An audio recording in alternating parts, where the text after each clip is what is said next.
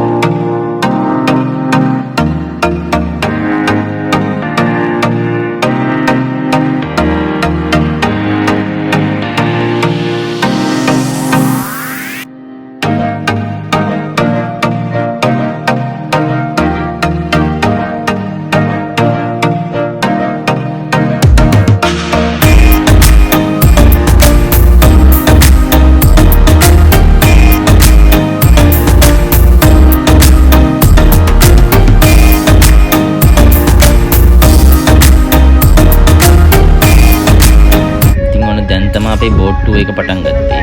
ඉතින් මේ බෝට් එකේ 40කට යන්න පුළුවන්. එක්කෙනෙක්ට යූරෝ 17යි. ඉතින් එතන තියෙන ඔරුවක් වුණත් තරම් යන්න පුළුවන්. පැයකට යූරෝ 40යි. 5 දෙනෙක්ට යන්න පුළුවන්. ඉතින් මේ විලේ දූපත් ගානක් තියෙනවා. Castle Island, Trinity Island, Bullock Island, Stag Island, Bullock Island සහ Drumman Island. ඉතින් මේ දූපත් වල වසර 10 ගානක් පැරණි පල්ලි බලාගත හැකි. ඉතින් අපි දැන් තමයි මේ කාසල් එක තියෙන දූපත ළඟට ආවේ. ඉතින් මම හිතනවා තනියෙන් බෝට් එකක් අරන් ගියා නම් මීටර ළඟට යන්න තිබුණා ඊට. පේනවනේ එළුව ඉන්න තැන.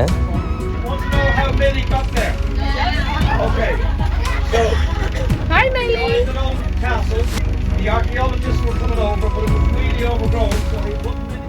බොයිල් නගරේ ඉඳන් කිලෝමීටර් 5ක වගේ දුරක් තමයි තියෙන්නේ. මේකේ නම Lough Key Forest and Activity Park. ඉතින් ඔයාලට මෙන්න මේ වගේ ඇක්ටිවිටීස් කරන්න පුළුවන් මෙතන ඉඳන්.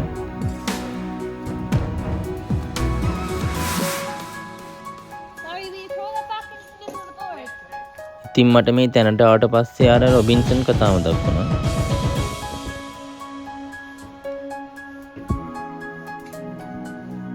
මට දැනෙන විදියට මම දැනට බලන්න ගියපු ලස්සනම කාසල් එක තමයි මේ අයර්ලන්තේ තියෙන. මේ තියෙන එතන තියෙන රොකින්හෑම් චර්ච් එක. මෙතෙන්ට එනවා නම් ඉතින් උදේ පාන්දර එන්න ඕන. මේ වගේ ඇක්ටිවිටීස් කරලා ඊට පස්සේ බෝට්ටුව එකක් ගිහින් ඉතින් හවස් වෙද්දී ඉවර කරත හැකියි ඔක්කොම.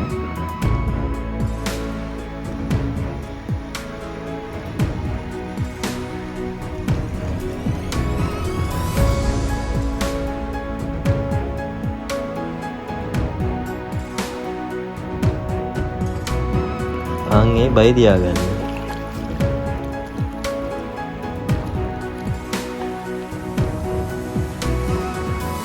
අවද්දයක් ඒ දූපත දිහා කොච්චර වෙලා බලන් හිටියත් ඇති වෙන්නේ නැහැ.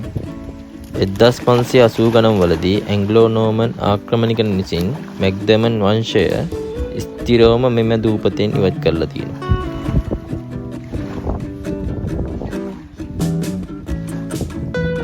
එහෙනම් අපි දැන් යන් බොයිල් නගරයට.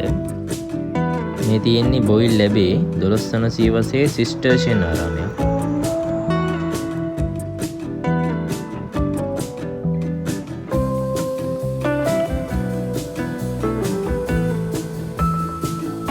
ඉතින් මෙතන මේ පාක් එකක් තියුණා මම ඒ පැත්තටත් ආ පොඩ්ඩක්. මේ තමයි බොයිල් ටවුන් එක. එනම් යාළුවනේ අයර්ලන්තයේ තවත් ලස්සන වීඩියෝවකින් ළඟදීම හමු. සුබ දවසක් ඔයාලා හැමෝටම.